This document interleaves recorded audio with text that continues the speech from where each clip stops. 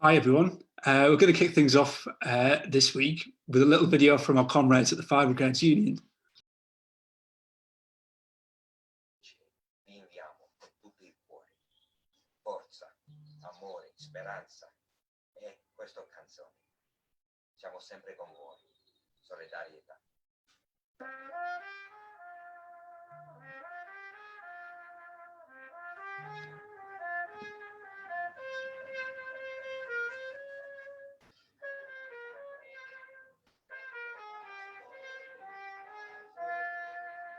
Stamattina mi sono svegliato, bella ciao, bella ciao, bella ciao, ciao, ciao. Stamattina mi sono alzato e ho provato l'invaso. Oh partigiano, portami via. Bella ciao, bella ciao, bella ciao, ciao, ciao. Oh partigiano, portami via. E mi sento di morire. E se io muoio da partigiano, oh bella ciao, bella ciao, bella ciao, ciao, ciao. E se muoio da partigiano, tu mi devi seppellire. Mi seppellire lassù in montagna. Bella ciao, bella ciao, bella ciao, ciao, ciao. E seppellire lassù in montagna, sotto l'ombra di un bel fiore.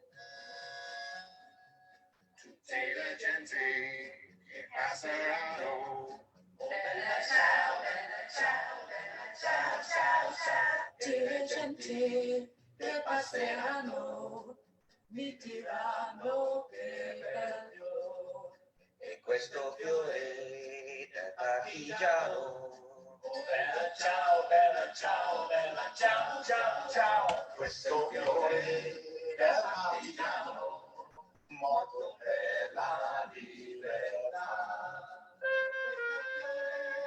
Del partigiano, morto per Greetings from the Fire Brigades Union to firefighters, particularly in Italy, but firefighters all across the world, to health workers on the front line, and indeed to workers everywhere in the face of this terrible crisis. Stay strong, stay well, look after each other and look after our communities. Above all, stand together. Solidarity. Solidarietà.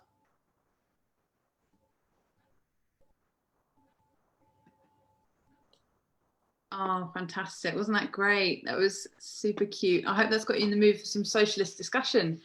So welcome to our 6th Zoom call about the coronavirus crisis. Following reports in the Sunday papers exposing the Conservative government's complacency in dealing with COVID-19, on tonight's call we'll be asking, are the Conservatives getting away with it? We're planning on running these calls every Tuesday night at 8 p.m, so please remember to keep this time free and tune in. We currently have about, let me just check how many people we've got on this call. I think we've got over 400 people on the call. 509, incredible. That's amazing. 511, it's just shot up. Fantastic. Yeah. And there's loads more watching on Facebook, which is really amazing. So thank you everyone for joining us. Yeah, my name's Hasib. My pronouns are he, him. I'm an anti-racist and anti-fascist activist on the steering committee for Labour Against Racism and Fascism, LARAF. My name's Sam. I'm an organiser for Momentum and a member of the London Labour Party Regional Executive Committee. I'm co-secretary of Labour Against Racism and Fascism, and I'm a member of Unite the Union. So welcome to our living room. We will be hosting the call tonight. We hope that you're doing as well as possible in lockdown and that you and your loved ones are doing okay. It's become increasingly clear that the Conservative government's response to COVID-19 is costing lives. A decade of Tory austerity has left our public services catastrophically weakened. Boris Johnson's government was extremely slow to implement physical distancing after initially appearing to favour a herd immunity strategy that sought to infect the majority of the population. They have failed to provide appropriate PPE to frontline workers, and even now, 3 months since the first case of COVID-19 in the UK, there are still NHS staff treating patients without adequate protective clothing. This week, Unite and Unison have said that their members may refuse to work in such unsafe conditions and have demanded the government sort this out immediately. The government's communications to the public have been shambolically confused. Statements by the Prime Minister have often been contradicted by the Prime Minister only days later. The neoliberal model they've implemented over the last decade has left behind social infrastructure woefully unprepared for this pandemic. Private companies are demanding massive bailouts. Millions are struggling to get by and thousands of people are dying. So why are the Conservatives polling at 55%? Across Europe, virtually all governments have received a bounce in political support, with little link to how they actually responded to the crisis. So in times of crisis, people often rally behind their governments. Calls for national unity and a wartime spirit have a seductive appeal that can be deployed by governments to avoid accountability from the public. But is there more to it than that? In the UK, political journalists have been criticised for uncritically repeating government spin and failing to ask ministers troubling questions about their incoherent coronavirus strategy. Meanwhile, the Labour Party's new leadership under Keir Starmer has refrained from making significant criticisms of the government, instead choosing to stress Labour's new constructive opposition and focusing on asking them to produce an exit strategy. Tonight, we're going to be asking, is Johnson's government being let off the hook for bad decisions that are costing lives? Or is this the prelude to a changing of perceptions when the costs of Tory policies become more visible? What is behind the media's deference to the government? What is Keir Starmer's strategy for holding the government to account? And what arguments should the left be making to ensure the Conservatives and neoliberalism are discredited rather than strengthened? So we'll just give a quick outline of the brilliant speakers that we have on the call tonight. First up, we've got Richard Seymour. Richard is a writer and author of books including The Twittering Machine and Corbyn, The Strange Rebirth of Radical Politics. He's the commissioning editor of the Salvage Journal, and you can find more of his work on Patreon. We'll post the link in the chat shortly, as well as the London Review of Books and New York Times. Richard will be analysing some of the forces that are shaping politics at the present moment. Oh. That's right. Sorry, technical issues. Classic. Yeah. Let's just. Great. Okay, after that, we'll be hearing from Faiza Shaheen. Faiza is an economist, writer, activist, and commentator. She is the director for the Centre of Labour and Social Studies and was the Labour Party candidate in Chingford and Woodford Green at the 2019 general election, where she came within 2,000 votes of unseating Ian Duncan-Smith. Faiza will be talking about framing the crisis, the arguments the left should be making to hold the government and our economic model to account for its failings. After Faiza, we're going to hear from Kim Johnson, the new Labour MP for Liverpool Riverside and member of the Socialist Campaign Group. Before her election to Parliament, Kim was a Unison shop steward and community activist. Kim will be talking about the Conservative government's handling of the crisis, the Labour Party's response, and what the Socialist Campaign Group are doing in Parliament to hold the government to account. Then our final speaker will be Owen Jones, who is a journalist, author and activist. He writes a column for The Guardian and in 2014 published the book, The Establishment and How They Get Away With It. Owen will be expanding on some of the arguments in that book, which are extremely relevant for the current context, and we'll also be talking about the media coverage of the government's handling of the crisis. So we should be done with the call in around 90 minutes. Please be patient and bear with us. As I've already mentioned, there may well be some technical glitches. So without further ado, we'll be hearing now from the writer, Richard Seymour. Richard, thank you for joining us this evening, and over to you. Unmuted. Right, you can all hear me okay?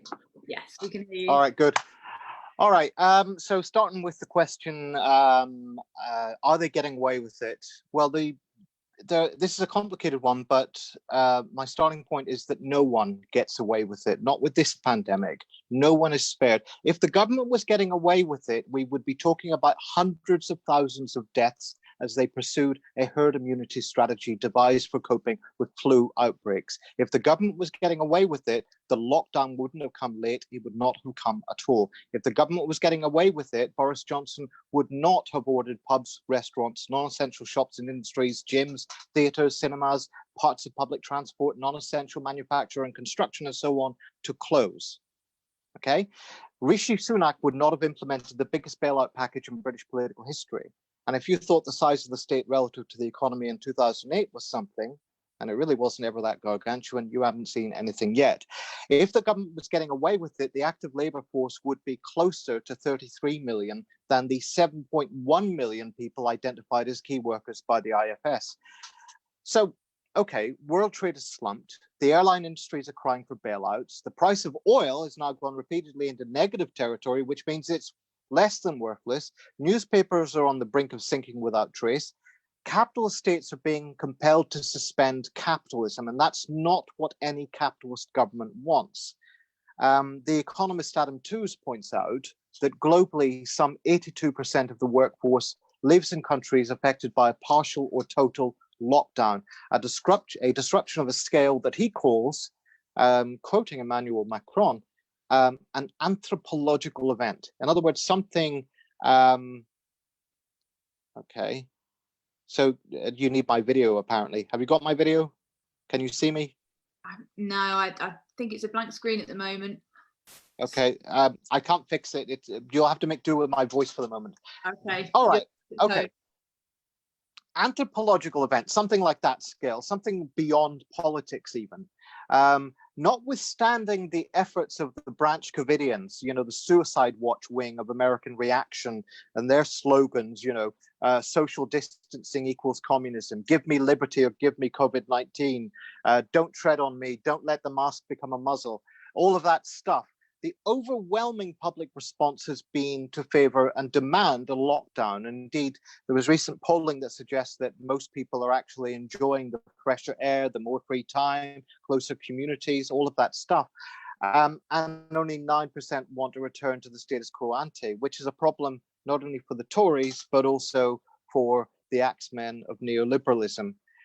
Now, I don't want to sentimentalize this and talk about the general public as if, you know, everybody's good little socialist boys and girls. We've all seen people behave like pricks. We've all seen people ignore distancing, put others at risk, and so on. That's part of the deal. But by and large, public support remains solid. The Johnson administration officials who keep briefing the press are quite emphatic on this point. They don't want this. They didn't want the lockdown. Public pressure forced them into it. And the narrative of events, particularly as chronologized in the Sunday Times, backs up that account. So yes, the government is still getting away with a lot. They acted too late. That's cost thousands of lives. Probably most of the deaths we're actually seeing. Yes, they've been scandalously indifferent to the safety of NHS workers. Yes, they're deliberately sketchy economic support, and the way it's designed to preserve existing inequalities puts millions of low-income workers at risk. Yes, that means disproportionately Black and ethnic minority workers, migrant workers are put at risk. They're dying. The official sentimentality about key workers is the flip side of a kind of sociopathy. They're not making sacrifices, they are being sacrificed. Nonetheless, with all that taken into account, all that borne in mind, the fact that all of this is happening and happening the way it has indicates that we shouldn't assume too readily the competence or the functionality of capital states. It would have been in the long-term best interests of capital to have pandemic preparedness ready and to act on it swiftly. It would also have been of tremendous political benefit to whoever was in power to do that. I mean, you've already seen how popular the New Zealand government is just for doing the basic things. Yet not only in the UK, but in a number of other states, that support for those programs has been slashed by austerity, displaced by other obsessions, national and racial obsessions foremost among them. And yet, despite the weakness of our side, and I do want to note that our opposition is even more timid than the US Democrats, our media is more genteel and complicit than the Washington Beltway media, right? Just despite all that, they are not having it all their own way. And though right-wing governments will be keen to return to life as normal as quickly as possible, which for George Osborne, as you've seen, means cuts and more austerity, that's not what central banks, the big investment banks, and the chief economists are saying. These are the organic intellectuals of capitalism. They are saturated by neoliberal ideology. They really believe in austerity as the appropriate remedy to a crisis, yet they're the ones cautioning, if you pay close attention to what they say, that renewed austerity might not be possible. It might even be economic suicide. So this is, yes, an opportunity for a well-organized left. It's also a danger because, as Grace Blakely has pointed out, there's the possibility of a new kind of state monopoly capitalism emerging here, with the surveillance platforms playing a key role and finance integrated into a new relationship with the public sector. Another opportunity for a well-organized left now, with oil prices in negative territory and airplanes often staying on the ground, and governments demonstrating their ability to undertake vast political projects that do something other than stimulate growth, there is a window of opportunity for those of us who want to transition to a post-carbon economy. Okay, I just want to wrap up with this. Microbes have always been political actors. You can read William H. McNeill's book, Plagues and Peoples. And indifferent as they are to human affairs, the effects of these microbes can be politically devastating, as when, it was the microbial offensive inadvertently brought by the Spanish conquerors of the Americas that ensured their political victory over the Incas, the Aztecs, and the Native American civilizations. It's also just quite likely that epidemics such as repeated outbreaks of cholera in the 19th century played a key role in terrifying ruling classes, inciting revolt, often not very pretty, sometimes involving massacres and all sorts of things, but basically playing a role in finishing off classical liberalism. It's too soon to say what the total effect of COVID-19 will be. I do think it's hubristic to say, as Paul Mason has claimed, that the division will be between socialists and reluctant socialists. I think that sort of overreach ultimately results in a kind of either demoralization or the sort of predicate shifting that leads one to declare Keir Starmer a militant socialist.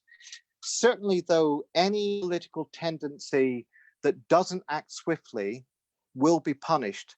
And our capacity to act is momentarily constrained, but look at the Israeli left protesting under the most difficult circumstances and think about how we could apply that. We need to be prepared to act when we can. I'll leave it there. Brilliant. Thank you so much, Richard. We've got a few questions here from the chat box. So firstly, we've got a question on, will the Tories be able to fulfill their promises to invest in red wall constituencies while dealing with the economic fallout of coronavirus? Ooh. Have we got Richard off mute? Richard, are you still with us? Oh dear. Technical errors again. Let me just see what we can do here. Yeah. Can you hear me? Aha, Yeah. there you are. Fantastic. Nice to have Great. you back. Did you get all of what I said, or did you miss some of that? Our internet is a bit choppy. Did you manage to get the question that we passed on? No, I didn't hear anything. I was just waffling away there, and then I finished off. Okay. Whatever you said, what was your question? Okay, let's try again. So there's a question from the chat. Will the Tories be able to fulfill their promises to invest in red wall constituencies whilst dealing with the economic fallout of coronavirus? Yeah, they can, but not on the basis that they had planned. I mean, they were planning to borrow within the framework of the inherited Austerian framework. They had just worked out a little bit of extra latitude for borrowing. And they were going to plow, because obviously borrowing was incredibly cheap. I don't know what the situation is now. That's out the window, that's gone. And the question now is, will they revert back to attempting to force through austerity, which I think would be absolutely devastating Even not, I'm not just talking about just for the working class, and I'm talking about for capitalism. I think the most likely thing is that they will try to ram through a series of major infrastructure development projects, and that it will come, it will just break the bounds of the existing austerity consensus. I think that's gone, and we may be looking at a new kind of state, and one which I think will have a productivist dimension. In other words, they'll try to ratchet up, in strict Marxist terms, the exploitation of labor. We're trying to make labor more productive as much as possible, and that's been a big problem for them, for British capital for the last few decades. But we're talking about large-scale interventions, much bigger than we've seen planned up until now. Fantastic. Okay, we've got another question here. So, do you think the opposition will be able to limit the emergency powers to 6 months? I think so, in part because I think there's a big Hayekian wing of Toryism, by which I mean there are people who think that the basis of all our ideas of freedom is commerce, right? And for them, to shut down people's freedoms in any sustained way would be a threat to capital, it'd be a threat to commerce, it'd be a threat to trade. So yes, we shouldn't forget that the government already had certain kinds of authoritarian projects in mind. Priti Patel is one of the most sinister people in the Home Office ever. And the whole project was to essentially criminalize parts of the left, and talk about it in terms of extremism. I think that will come, but it may be a bit disrupted now. So I'm not worried that they will try to preserve lockdown and police powers to sort of question people about where they're going and all of that stuff. I would be worried about the possibility of it being retooled as a kind of racial technology, if you know what I mean, a way of sort of policing Black and migrant communities in a way that they haven't been able to for a while. We'll just have to see how that turns out. I have to say, just in terms of public mood and the sort of day-to-day sort of feeling on the ground, as it were, it doesn't feel like we're in the middle of a wave of reaction. It feels like the wave of reaction that was washing over us has stopped momentarily. And so I'm cautiously hopeful that we can get something else out of this. I mean, the fact that they were forced to allow a number of refugees out of those detention centers is hopeful. The fact that a number of states have had to let prisoners out of jail is hopeful. The politics, the biopolitics of capitalism sometimes cuts against the grain of what you might call kind of racial sovereignty. So, we'll see where it goes. Fantastic. Okay, we've got one final question here. So what will the effect of a more moderate Labour leadership be on the government's coronavirus strategy? Very little. I'm not very optimistic about Keir Starmer's chances, because it's not that he has different politics from me. It's not that he's of the soft left, whatever that means. It comes with a package. I expect that, and the problem is that I think that this decision to not come in and take the political hit for opposing the government hard was short-termist. I think it reflects an unwillingness to think ahead, because all of the stuff about the delayed lockdown, testing, PPE, all of the problems with the lack of support from many workers, all of that stuff. And, the number of people who are not being supported and who are being driven into poverty is quite a lot. And Labour should be speaking for them. They should be joining Labour. They should be voting Labour. They should be joining the trade unions. And we've got the official leadership of the Labour movement saying you have to support the government. I think that this is, it's just a massive loss of an opportunity window. And although I would say one thing, if I can give you any hope at all, it is that I did notice that although Starmer started out talking about what's the exit strategy, for the end of the lockdown, which was an attempt, it seems, to play 4D chess and, prep the game for where the debate would be in 4 months' time, whatever. I noticed that pressure from Labour Party members, I think, led to him sort of backtracking on that just a little bit and saying, oh, actually, the real issue is testing. The real issue is PPE. The real issue is the lockdown, and talking about possibly holding the government to account. In other words, I think Starmer's weakness, and I do think he is a weak leader, is something that means that he's susceptible to pressure from the membership, and the membership might want to think about that. Maybe we should organise along those lines. That's so interesting. Yeah, that's a really good idea in terms of creating that vacuum and forcing the leadership to actually come into that vacuum, from the left there. So thank you so much, Richard, for taking the time to speak to us tonight. That was a really, really useful analysis of the different factors at play right now, and a really great way to get us started this evening. Before we move on to our second speaker, we just wanted to take an opportunity to plug the TWT Supporters Network.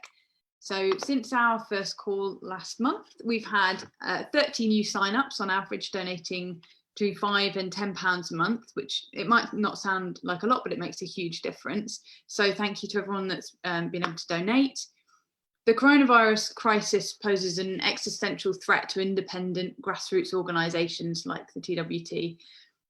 In this time of global crisis and uncertainty, collective political education on the left is more important than ever. Yet, we're running on a shoestring budget. So we know that many people are in really tough financial situations, especially right now, and we'll always ensure that content like this call is available free of charge for everyone.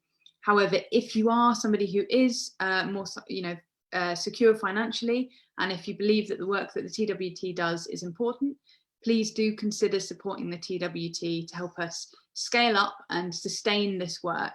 And you can sign up at theworldtransformed.org/support. That's theworldtransformed.org/support. And that link will be dropped in the chat box throughout the call. Thank you so much. So we are now on to our next speaker of the evening. Economist, writer, activist and commentator Faiza Shaheen. She's the director of the Centre for Labour and Social Studies and was the Labour candidate for Chingford and Woodford Green at the 2019 election. Faiza, we can't wait to hear from you. Thank you for joining us. Thank you for having me, and thank you. Hello to everyone on the call. And I just want to start by saying thank you to the members who supported me so much in our battle here against Ian Duncan Smith, and of course, heartbreaking that we didn't win, and a lot to be learnt from what happened here, good and where things went wrong as well. That's a whole other discussion, but I just wanted to start by just thanking you really for all of the support that I had. So just starting on if Johnson's government is being let off the hook, I mean, it does feel that way. It does feel that way when you're watching the press conferences, when you're looking at the news. You think about the mixed messages in the beginning, you think about the daily hypocrisy and lies.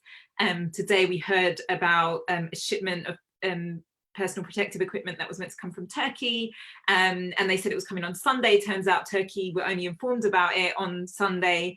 Whether it be about ventilators in the EU scheme, there's lie after lie, and hypocrisy from people like Gove, who suddenly are hiding behind the experts, but told us that we didn't need experts anymore.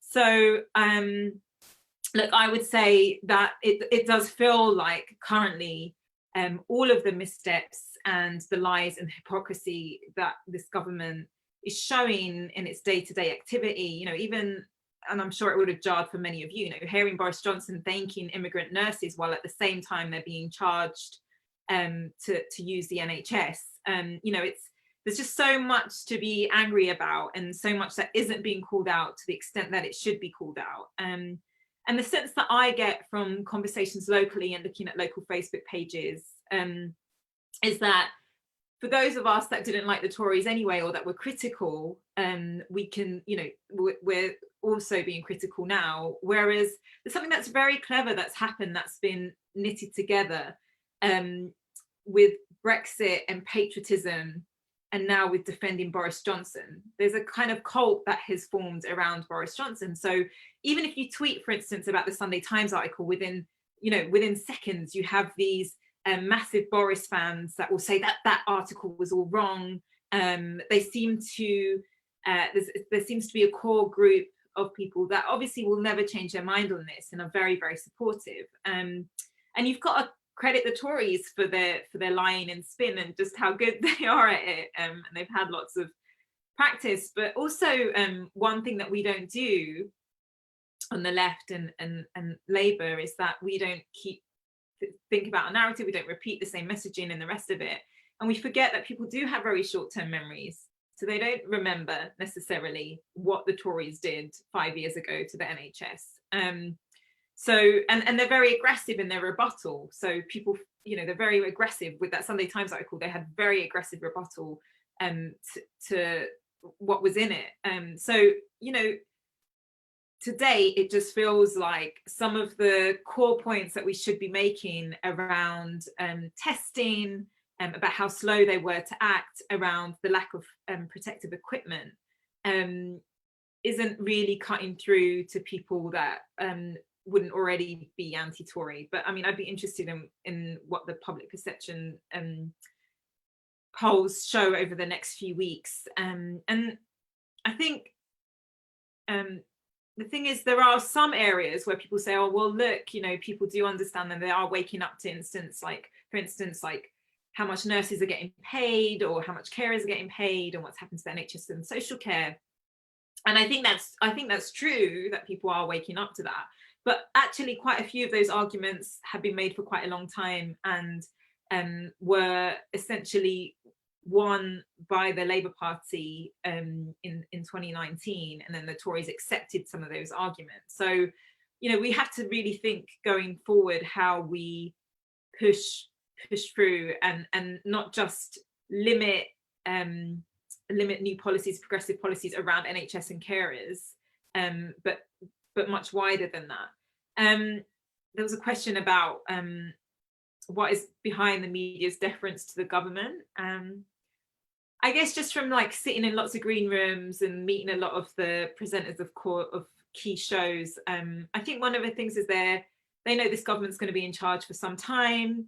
They know that this government acts aggressively if they go against them. They don't want to in any way undermine the contacts that they have in government, because that helps their credibility as a journalist, and so they're not willing to push back. You look at Channel 4 News, which is more willing to push back than others, and ministers won't go on that show, and there's more of a reluctance from government to have any conversations with them. So I think that's what's going on there. I mean, obviously our press and our media is heavily biased, heavily owned by a group of millionaires and billionaires that come at this from a very right-wing ideology. So we can't rely on the media. I mean, we know that we can't rely on the media, and the media has not done its job. I don't know. There was a question around Keir Starmer's strategy. I don't know what his strategy is, and I agree, with most people, that I'm not sure why the exit strategy was the first thing he went for. It does feel like today he was making more of the points around personal protective equipment, and that's really where we should be highlighting the missteps. Every day, and it's heartbreaking, isn't it?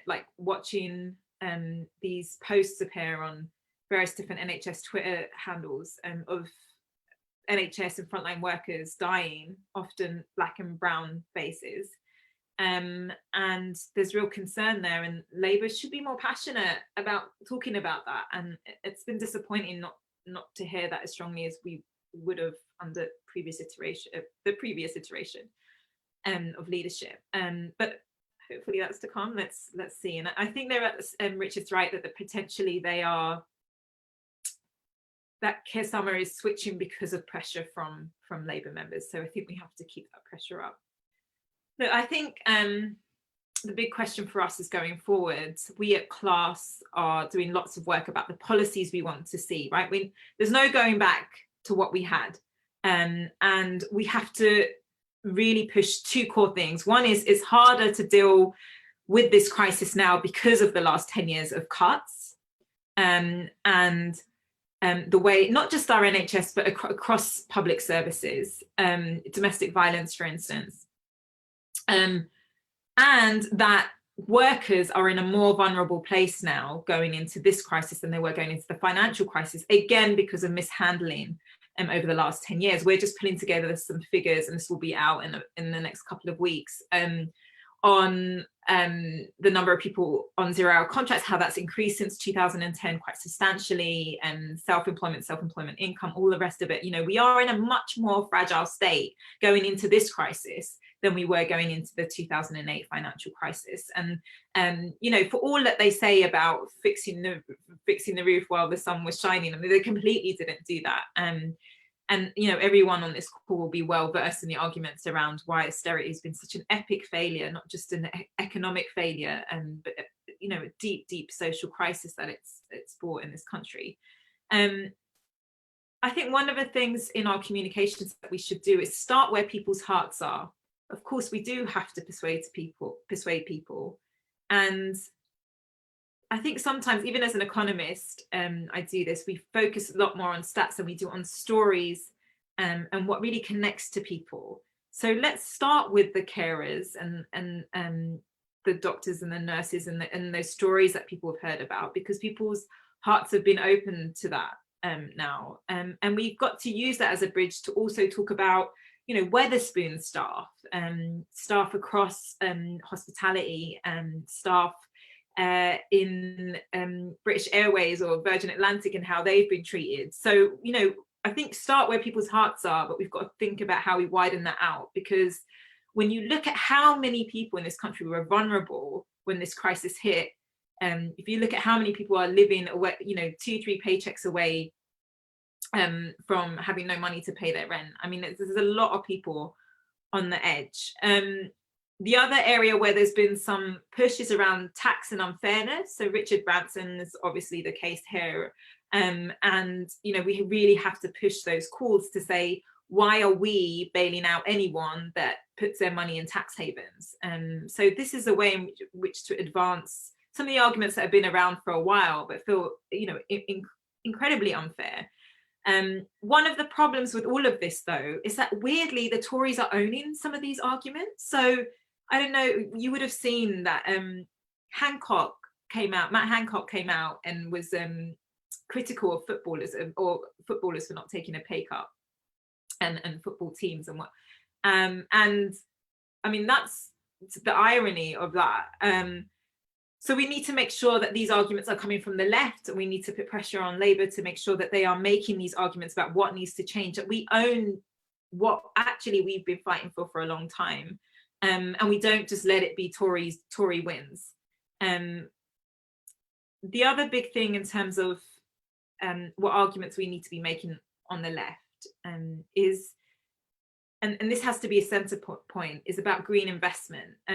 One of the things that can happen if there's a fiscal package that's put together, in the past, fiscal packages, so big investments that government makes as a recession hits, can be very energy heavy, can be quite bad for the environment. And green issues often fall to the bottom of the priority list because there's a sense of like, well, we've got to get people back into work, we'll worry about that later. And we cannot let that happen. And we really do need to be making the arguments around the way in which green investment is a win-win-win. You know, it creates jobs, it looks after the planet, makes sure that we reach our carbon targets. It makes sure also that we do the regional investment. So this is a really important time for us to be pushing a green investment programme. And again, you know, if you look back, and it feels like a lifetime ago, it was probably, what was it, like 2 months ago that Rishi Sunak did his budget. He barely mentioned the environment at all. And this is somewhere where, because we've done all the work on the Green Industrial Revolution, that Labour can really own this and should be really, you know, looking at how it pushes that. And I know that we're working with the trade unions to also look at what the demands are going to be for a fiscal package. I mean, one thing I was going to say as well is, like, you know, these are all the sorts of things that we should be doing and arguing for in terms of policy, and making sure it comes from us. But I think we can get carried away sometimes with the arguments about policy and not thinking about what we're doing on the ground. So one thing I would say, and I've seen this here, and I'm sure many of you have seen it as well, is that people are setting up mutual aid groups, etc., in their communities. And often, and I found here from the WhatsApp groups that I'm on, that a lot of them are Labour people. And I think what we do in this crisis as well within our communities is really important for Labour's reputation, and showing that you know, we're there for people, we're there in communities. That's what grassroots organising is about. And we have to make sure that we don't get lost in just in arguments about policy, which are obviously very important, and I run a policy think tank in making those arguments against austerity, but also be showing up in our communities at the grassroots. Yeah, I'll leave it there and wait for questions. Thanks. Thanks so much, Faiza. Some real food for thought there. It's excellent.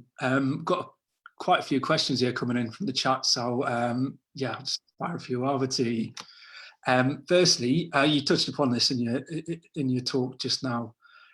Since this crisis began, Conservative commentators have defended the austerity policies of the last decade by claiming the country is better placed to tackle this crisis and make huge increases in public expenditure because the country's budget deficit was reduced. How do we counteract the fix the roof while the sun is shining narrative? Yeah, I mean, look, we're in a lot more overall debt now than we were back in 2010, and I think what people do get, and we use this quite a lot on the doorstep in Chingford and Woodford Green, is that that the last 10 years, like, you just can't do society on the cheap. People can see that as well right now. You know, you end up being in this position when you cut and cut and cut. And I think we just have to keep making the argument that you invest, that creates good jobs, that increases taxes, and therefore that helps government finances. You don't focus on finances and cut. And we've seen the consequences of that for the last 10 years. And I do think that there's a large number of people that get that now, and a growing number of people that will be willing to listen to that argument and more going forward. Right, thanks for that, Faiza. Another one here that we've got is, I think a lot of people have come across this as well. Do you have any advice on politicising mutual aid when it is very much depoliticised and apolitical in some areas and constituencies? Yeah, I mean, I think one of the things that we need to do, so certainly that we're going to try and do here, is that once this is over, is for all of the volunteers that signed up, and you know, we got within 2 days, just in this award, we got like 120, 150 odd people that signed up, is to have a get together. You know, I really do believe in the power of personal relationships and taking people on a journey that way. And I think the way in which you have to do it is to have those thank you parties or celebration parties or whatever we want to call them, and to talk about what's happening, for instance here, what's happening at Whipps Cross, the sense that Whipps Cross, there's a redevelopment of the local hospital here, and right now the plans are to have less beds than it has right now, and it's been operating at like 90-95% capacity over the last year, even before COVID. So then you have that conversation and you bring people into campaigning, and it does take time. I mean, it's horrible, it's horrific to think that, you know, we're stuck with this government for a few years, but in the meantime we have time to build the movement and bring people in and bring them in on issues that they care about. People become accidental activists and they see it for themselves, and we really have to, you know, do that work and be patient. Right, thanks, Faiza. And again, sort of tied into that as well, is someone's asked, how do we get involved in fighting the Tories? I don't want to sit around anymore. I want to get involved in something. Yeah, so I think there's really So if I think about that here, right, I mean, so I live in the constituency that I ran in. Like, how do we keep fighting the Tories here? So there's really a couple of things at the grassroots level, like I was saying, to do that organizing work, build the movement, make sure that you've got, there might not even be Labour members, but now I can walk around street to street and I know where there's like a friendly face, and having that warmth and getting to know each other. So every time you're going out, you're saying hello to people that you know through different local campaigns. So you've got to really find where those local campaigns are and build on them. It might be about a library, it might be about the hospital, it might be about academisation. That was a big thing that happened here, for instance, with the schools. You've got to find that thing that is making people angry and like coalesce around it. And that's the way in which you can fight Tories at that local level. At the national level, you know, for think tanks like Class, we're looking at policies, we're looking at media, we're looking at how we push a different narrative. You know, one of my biggest criticisms of the left is how bad we are at coming together with a narrative and repeating messaging. You know, I go to TV interview after TV interview, and every Tory I go on with, they don't have to be a Tory MP, they're just a right-wing commentator. They'll take out a piece of paper and it will have their lines from Tory HQ. One time a guy was drunk, so he showed me it. You know, so it's not a surprise that over the last couple of days they're using very similar arguments about, well, it was the expert, or, you know, Boris Johnson, you can't say he didn't work too hard for us because he got COVID, because they are literally singing from the same hymn sheet.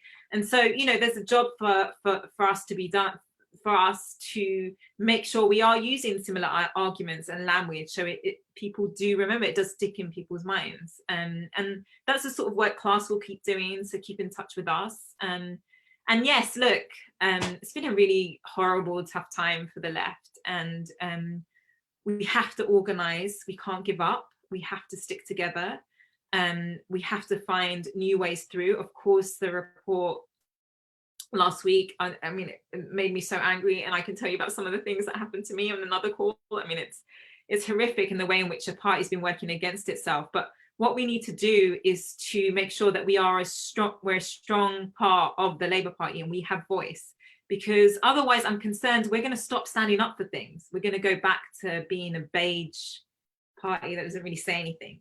So if you want to fight the Tories, fight locally, and make sure that you keep in touch with Class and what we're up to, and also just we've got to really see this difficult time through and stick together. Thanks so much, Faiza. Really fantastic. Thanks so much for taking the time out to be with us today. It's become increasingly clear the next months and years will define many decades to come. So it's incredibly useful to be thinking about what the left needs to be doing and saying right now, so we can shape the post-coronavirus world. Thanks for bringing your perspective again, Faiza. We've got a quick message to pass on. This Saturday, Momentum's asking you to debate the future of Momentum and of our movement. On Saturday, 25th of April, Momentum will be holding virtual activist meetups to debate the future of the organisation. If you're a Momentum member, you can register with a link that we're just posting in the chat now. Should be popping up there any second.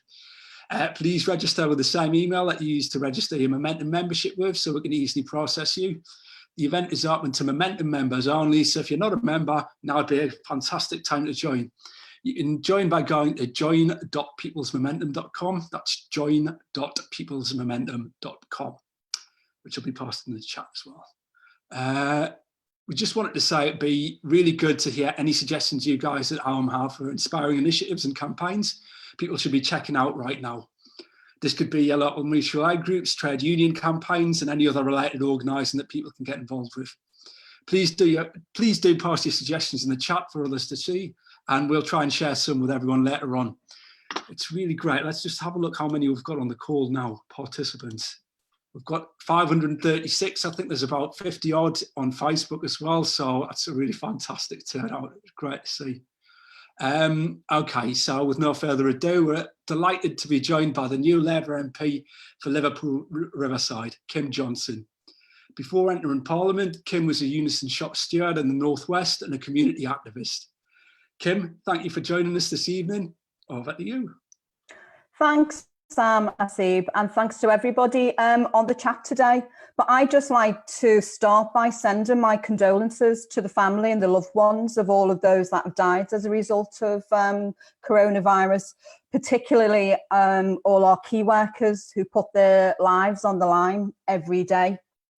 And as Faiza and Richard have mentioned, there has been a disproportionate impact on Black key workers. You know, we heard today about the first Sikh consultant who died. But, you know, I personally don't have any confidence in this government in terms of asking those questions as why, and that will be related to health and social inequality and unconscious bias. And but as a party, I truly believe that we need to be pushing for compensation for those people that have died as a result of inadequate PPE and testing. These workers have been failed by this government, who, as we've already heard, have acted too slowly and have lagged behind other countries, and workers are still not adequately supported in terms of testing and access to PPE. And again, we've just heard about, the consignment from Turkey is still waiting to arrive, and we've heard about the social care sector. It's almost a forgotten sector, and we're getting very little or no information at the moment about the number of deaths in these care homes, and the fact that staff are having to work with no or inadequate PPE, putting themselves, the service users and their families at risk, and people aren't being tested. The government have established testing centres, but they're totally inaccessible, and particularly for low-paid care workers who don't have access to a car. For Liverpool, for example, the nearest one for us was Manchester Airport or Haydock Racecourse, but there are plans to develop locally. But again, the drive-through and low-paid care workers will be unable to access a lot of those facilities. So I would say that people are now losing faith in the scientific experts. Public health are flip-flopping between guidance. At first it was about having, the full kit with the long sleeve gowns and, the face masks. Now they're asking people to use a plastic pinny and a mask, and this is not good enough, and the government are now in the blame game the way that they normally are. Matt Hancock last week, talked about staff using PPE, inappropriately and using too much, and what I've heard from people in the health sector is that, staff don't understand what PPE is, which I find is really disingenuous, and as we know, comrades, this government has a history of blaming people. You only have to look at Grenfell. They blamed the firefighters, they've blamed migrants for the economic crisis and the failures within the NHS system. So this government, from my point of view, are getting away with it. If you think about, the original plan was about herd immunity, and they told us how we would lose loved ones, how the old and the sick would be the most vulnerable. So they clearly had an idea of what was about to come, and yet they still sat on their hands for weeks before they did anything. And they told us repeatedly, didn't they? The NHS would have everything that it needed, but the NHS hasn't. It still doesn't have. We're still waiting. They told us that they were prepared, that they had enough stocks, but it was a lie, as has already been mentioned, and we've heard today about fake lies out in social media, telling us, and spinning us a lie about how everything is okay, how we've got enough kit, and and everybody is supported. But, you know, they failed to act quickly enough to lock down this country. And they allowed people to gather. You know, Liverpool was a prime example. You know, they allowed football supporters to come here in their droves. They allowed Cheltenham to happen. You know, but they were more concerned about businesses. They didn't want to close businesses because of the impact. You know, but as a party in opposition, we should be holding this government to account, you know, and scrutinising their actions. But that's not to say that we are doing that on a daily basis. You know, we are overworked at the moment in terms of dealing with issues within our constituencies. You know, businesses are failing, you know, people are falling through the cracks in terms of the economic packages that have been made available. But, you know, as a party in opposition, we have to, you know, it started as a public health problem. It moved into an economic crisis. And now it's likely to be a humanitarian problem. You know, this government have failed to recognise the impact it's having on our most vulnerable. You know, they are not providing adequate food and support to those people who were shielded, you know. So I am very disappointed in terms of the response from our leadership. You know, we acknowledge that the government has made mistakes, but, you know, we've said that we have to and we must engage constructively with this government. But I'd say, well, how can we do that when people are dying due to their failures? And I don't agree, we as a party in as opposition, we don't hold the purse strings, and we have to challenge and we have to criticise on a regular basis, you know. But in terms of, you know, what we should do as a party, you know, previous speakers have already mentioned, you know, and from my point of view, it shouldn't be about focusing on an exit strategy. We should be pushing for economic and a social contract. You know, we need to get our party in a better order, because currently it isn't fit for purpose, you know, and that leaked report identified a lot of those failures. You know,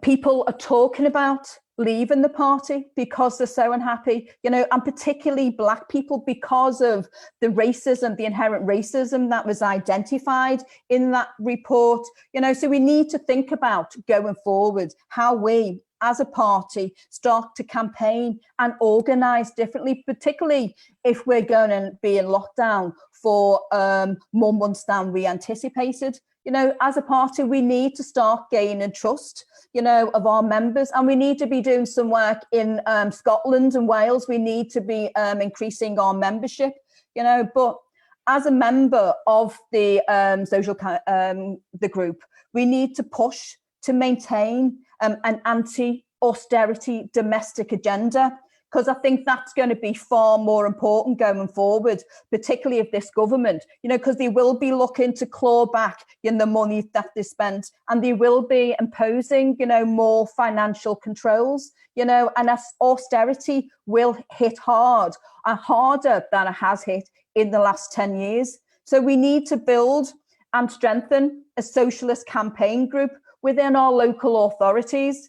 We need to build stronger communities, you know, and I think that's where we failed, you know, at the last election, you know, and we do need to build stronger links with the trade unions more now than ever, you know, stronger links with more different unions, you know. And as a founder member of the Socialist Campaign Group, Tony Benn, who was criticised over the lack of Labour's electoral success due to the socialist agenda, you know, what he said was, you know, we're not here just to manage capitalism, but to change society and define its finer values. And I think, you know, as a socialist Labour Party, that's what we need to do. And we need to move away from the factional elements, you know, that have existed for such a long time. You know, we need to speak with one voice, because, you know, factions, you know, aren't going to endear us to our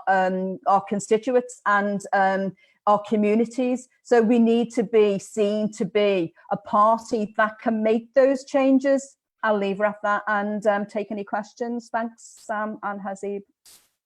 Fantastic. Thanks so much, Kim. So we've got some questions popping up in the chat box, and if you have questions for Kim, do post them in the chat box and we'll try and get through them. So we've got a question here, which is that you used to work for Unison in the Northwest. Can you tell us a bit about what their health unions can be doing at the moment to defend their workers who are being put in harm's way, but whose labour is so important right now? Sam, I never worked for Unison. I was shop steward and I was deputy chair of National Black Members, but in terms of the union, Unison is a member-led union and it is only as strong as the members make it, and in terms of some of the work that's happening in the Northwest has been quite good in terms of holding trust to account, and supporting workers if they, decide that their health is at risk, and utilising legislation, the safety at work legislation, to say, I'm not adequately supported by my employers, I'm not working because my life and my family's life is in danger. And it's about unions supporting workers to make that stance. Fantastic. Thank you so much, Kim. There's some very, very complimentary messages being posted in the chat box just about your speech writing skills and your oratory skills there. Everyone is very much praising. Thank you so much. You. We've got one more question here, which is about, so you mentioned about the number of people leaving, particular Black members who are leaving. And do you have any sort of message to give to those members about why they should stay in the party, why we should stay and fight? Yeah, well, at the end of the day, Sam, the powers that be that, were involved and identified in that report wanted our party to die, and we can't let that happen, because if people leave in droves, they will have achieved what they wanted to achieve. So we need to stay and fight. We need to stay and fight and provide a better society for the people that most need it. We need socialism. We need an anti-austerity agenda to make sure that these people that are struggling at the moment going forward, have, better opportunities. So we have to stay and fight. We have to get rid of these Tories, and we are a party in opposition and they do have a massive majority and we do have a hill to climb. But, united we stand, divided we fall. Absolutely. Thank you so much, Kim. Thank you so much for sharing your time with us. Thanks, nice. Thank you. It's really great that we have so many excellent new socialist MPs in the Parliamentary Labour Party, and it was absolutely so interesting to hear your perspective. Just before we come to our final speaker, we'd like to share something with you. In the general election, Momentum launched mycampaignmap.com, which was a digital tool that let you know which constituencies needed you most. Now, Momentum have repurposed that map for the fight against the coronavirus. So if you head to volunteercoronavirus.com, tap in your postcode, you'll be able to find and join Facebook and WhatsApp groups with people supporting each other in your area during this coronavirus crisis. There has also been a live streams feature added to the site so that you can see all of the live streams we and others are running over the next few weeks. We'll be updating this over the next coming days and weeks, but you can check it out now, and it lists a lot of all of the Zoom calls and calls that are happening across the Labour movement.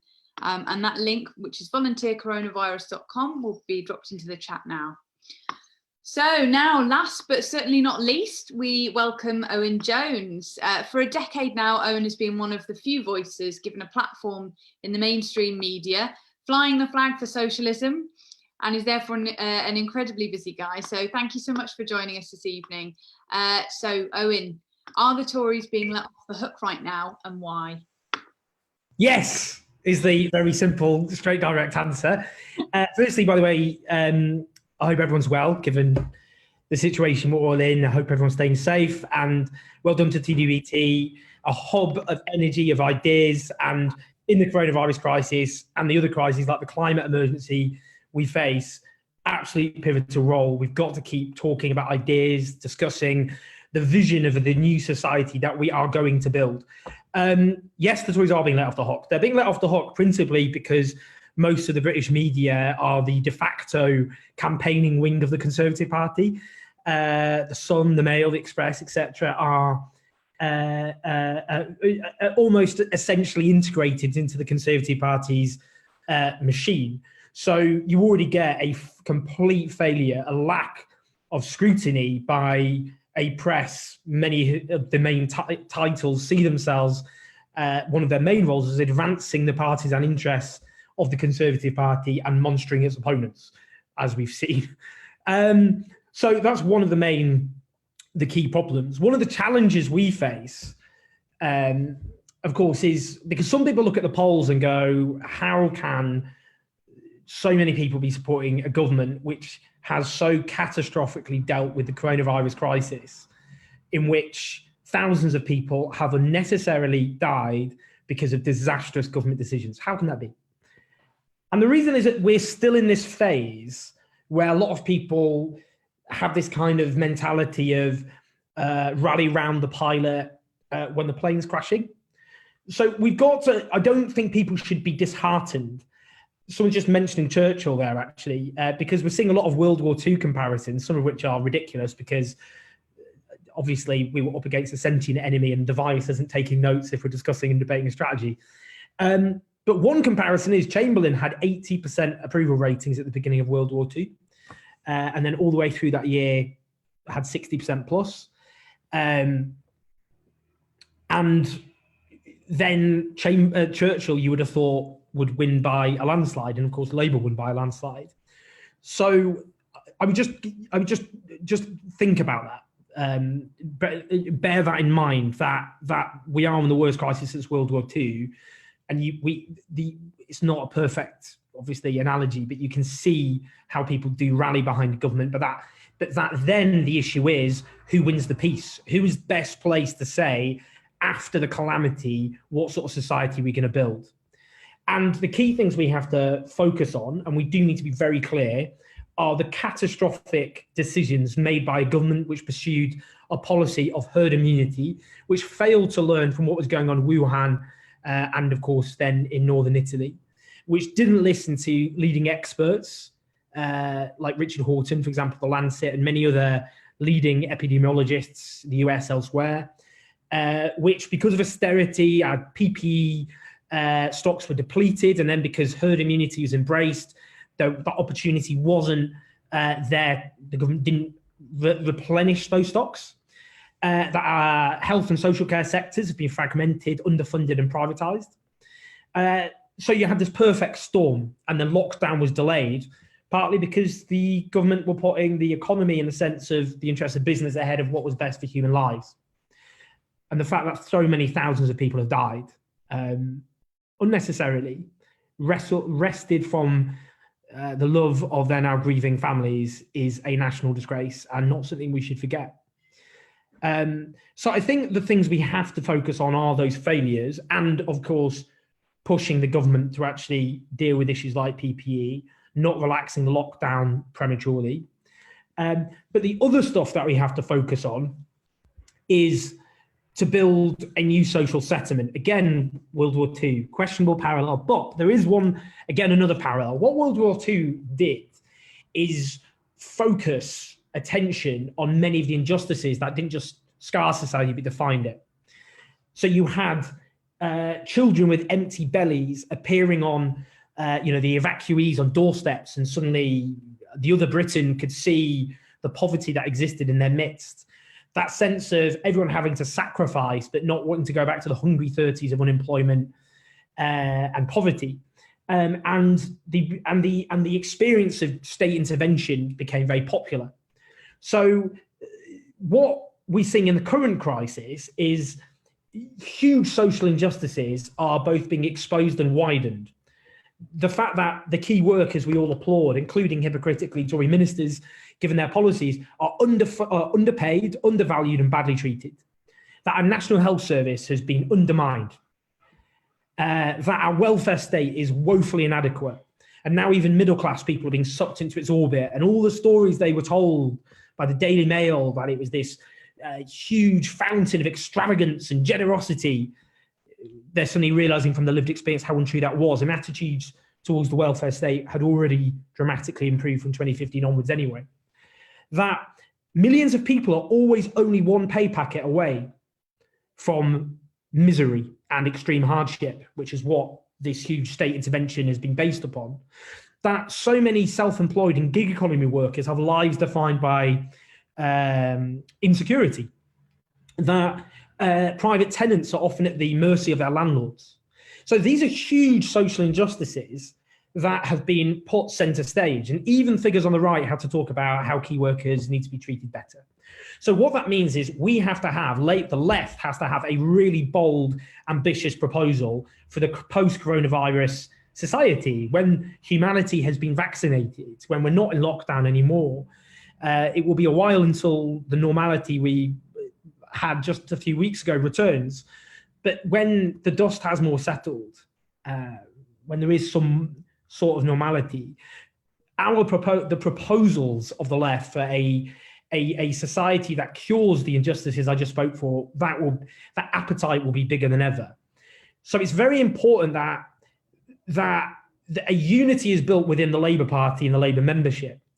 And principally, how I see that is those who, like myself, voted for Rebecca Long-Bailey, and those who voted for Jeremy Corbyn twice and they voted for Keir Starmer, to ensure that the promises made during the leadership campaign, the 10 pledges on things like public ownership, taxing the rich, investment, they're maintained and kept. So we need to build that unity and build that coalition and make the case that we need more ambitious solutions and ideas given the gravity of the situation.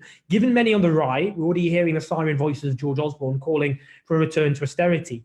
There is no appetite in the British society for a return to austerity. People are sick of 10 years of it. The Tories didn't stand on that manifesto this time round, and many of the people who voted for them won't support it either. So it's very important that we're ambitious despite the terrible loss we faced. There can be no going back. We've got to have a clear vision and a clear narrative of what society looks like. And that is, as someone says, austerity is a lie, austerity doesn't work. Indeed, because what we need after the contraction that we're going to suffer, terrible contraction, is what we need to do is get people into good, properly paid work, which means they pay taxes and the state has to spend less on social security. And you have a multiplier effect when you build housing, for example, it stimulates other industries. So you get more tax revenues coming in. So that's what we have to do. We have to focus on growing the economy. And this time round, we're not making the young pay for this. We're not making the poor. We're not making disabled people. We're not making people who are struggling already pay for it. We're going to make those who are booming at the top, even now, pay for this crisis. And we've got to be more ambitious about that. And finally, the other thing is, this could well be, as terrible as this situation is, and it is a horrifying situation to be in, it could just be a mild foretaste of what will happen with the climate emergency, which is an existential threat to human existence. And this just shows how, society and social, everything we take for granted can suddenly collapse. Well, that could be permanent if we don't deal with the climate emergency. So this underlines that we need to take drastic action to deal with that. So yes, we're up against a media which largely are overwhelmingly the partisan cheerleaders of the Conservative Party. Yes, we just suffered a terrible defeat, partly because of the Brexit culture war, which ripped and caused mayhem, and the lack of a narrative and a clear vision that existed in 2017 in that election. That there is more need now for ambitious, courageous vision about how society can be than there was before.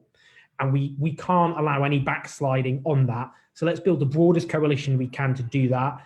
Let's use stuff like this to keep talking, and then afterwards go out into our communities to make the case. But just to wrap up, this is a very scary time, and every day more and more people are grieving for their loved ones. But we have to be clear, very clear now, what the Tories did catastrophically wrong. Don't let them as they'll want to do, revise history and move on as though nothing happened, and redefine the terms of debate on their terms. That's why Labour and the left have to be unapologetic about making clear what those mistakes, those disastrous mistakes were. I mean, mistakes are knocking over a pint of beer or something, not causing death on a mass scale and economic devastation. And we've got to be clear about that ambitious vision, and we're going to keep fighting for it. And I know everyone in this chat, they've got that fire in their belly, despite what's happened, to keep fighting and know that we've got to win the peace. And that peace is to build a Britain cured of the injustices that we've seen exposed by this crisis. Absolutely. Yeah, thanks for that, Owen. Yeah, really interesting talk there, and a lot of food for thought. I'm just going to dip into a few questions that were asked in the chat. We've got one here that says, do you think we should talk about how Labour rebuilt the country after World War II, and should we cash in on that Blitz spirit?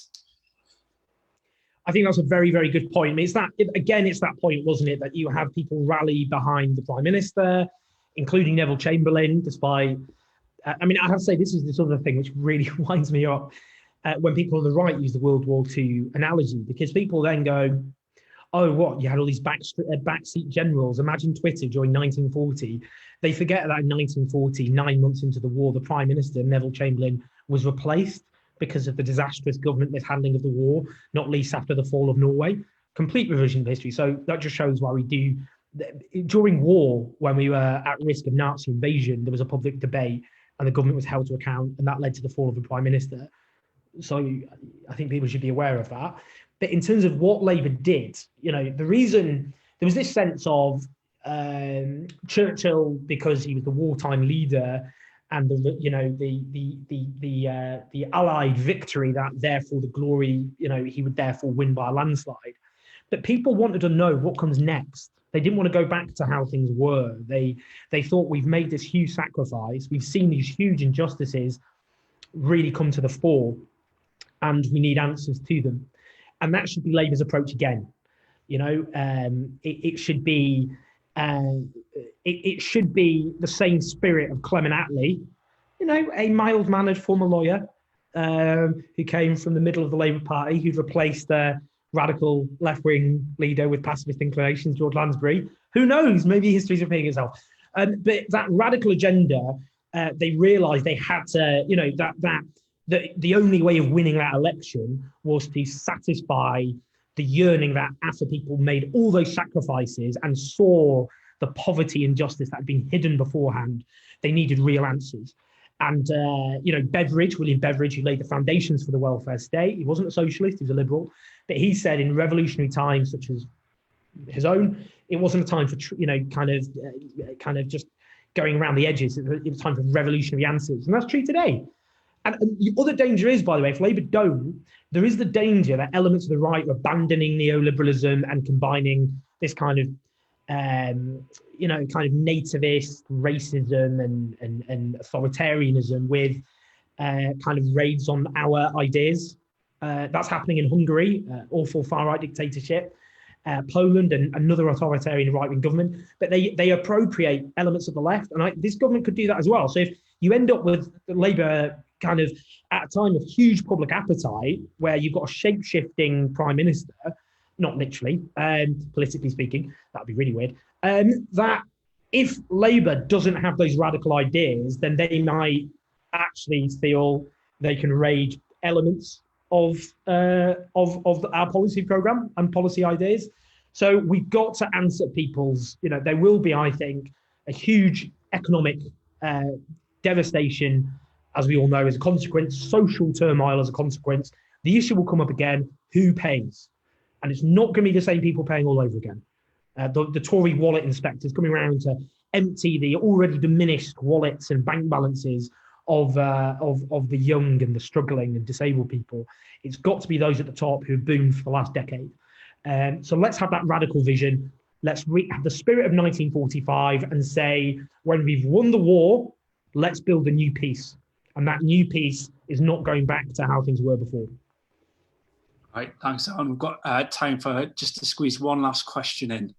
and it is, after the Sunday Times criticism of the government this weekend, do you think Rupert Murdoch is gunning for Johnson to replace him with someone else? And would that someone else be Keir Starmer? And if so, why? No, I really don't think Rupert Murdoch is going to back the Labour Party. Obviously, Tony Blair did a Faustian pact, as we all know, with the Murdoch Empire. And I just, there's absolutely no way that's even politically possible, let alone anything else. People are speculating about backing Gove. I would note with that piece, though, it wasn't the splash. I mean, it's such a devastating piece. Any other, it just shows how, the media are dealing with. You finally get a newspaper actually holding the government for self-evident disasters, and it actually brought together a lot of stuff that's just in the public domain. But it brought it together, and it wasn't even the main news story. It was actually they did some news story based on government briefings. So I think it might be the case that Rupert Murdoch is calculating that there will be such a devastating political cost that Boris Johnson will have to be replaced by another Tory leader. I mean, we saw that with May, didn't we? It was that case of, get her to try and push this through, and then when we're disposed of her, just get rid of her and then put in another Tory leader and press a reset button. And they know that worked last time. So there might be that element. But all I'd say is, if you're really hoping the media are gonna consistently scrutinise and hold this government to account, I think people are going to be very, very disappointed. That is up to us. It's up to the Labour movement. It's up to the left. I hope the Labour leadership understand that and really take that message very much forward. So I would say, I think what the Sunday Times showed is this is such a overwhelmingly damning case. And that means of all people, we can't be the ones to somehow backtrack or be too nervous about criticising the government. We have to be very clear that thousands of people have died unnecessarily, as in a pandemic was always going to kill people. It was a horrible fact, but it could have been mitigated. And thousands of people, including NHS staff who are dying because of a lack of PPE, because of government policy. And we've got to be absolutely very, very clear about that. And we've got to be clear about those criticisms. That all I'd say is with Keir Starmer, and we need to be clear because, we shouldn't fall into the trap. I'm not saying people are, but do you remember there was always this kind of, when Jeremy Corbyn became leader, it was this people on the right of the Labour Party were like, every time the media attacked it, it was like, ha, ha, ha, ha. They lapped it up. We can't do the same, obviously. We should criticise the Labour leadership on our own terms, on the basis of, obviously, we want to advance our ideas and we want Labour to win. But if people were hoping that because, he's a lawyer, he's got great hair, I don't know, people think, he's got this kind of air competence, you trust him, I don't know, to babysit your kids and the flat wouldn't be set on fire or whatever. Like, if they think he's going to be immune from media attacks and they thought the last 5 years of all these awful media attacks, now they're going to be gutted. The media haven't gone for him yet because it seems unseemly to do so in a pandemic, but they will. And they will try. You remember how they went after Ed Miliband over a bacon sandwich. They went after Ed Miliband over his dead father. There is nothing they will not do. So I think we should be very clear about sticking to our ideas and policies and defending them within the Labour Party and building pressure to get the most ambitious policies from the Labour leadership and be very pushed back against vicious right-wing attacks, because that is coming. And the only way, just finally, that Labour can protect itself from that is to have a clear vision, a radical clear vision. Because if you don't define yourself, you're always defined by your opponents. And we've seen how that's happened. And that's what Labour have to do: offer a clear vision and don't cower before the right-wing press. Owen, thanks so much for that fantastic presentation, and thanks so much again for your time and taking time out of your day to interact with us. So yeah, massively appreciated. So we're nearly at the end of the call, but there's just a couple more things. Firstly, as always, we just wanted to remind everyone to look after yourselves, take care of yourselves and each other in these trying times. It's solidarity that will carry us through. The TWT and Momentum will be organising as many online spaces for people to interact as possible. TWT have created a step-by-step guide for supporting people to run political education and organising meetings online, and we'll post the link to that in the chat now.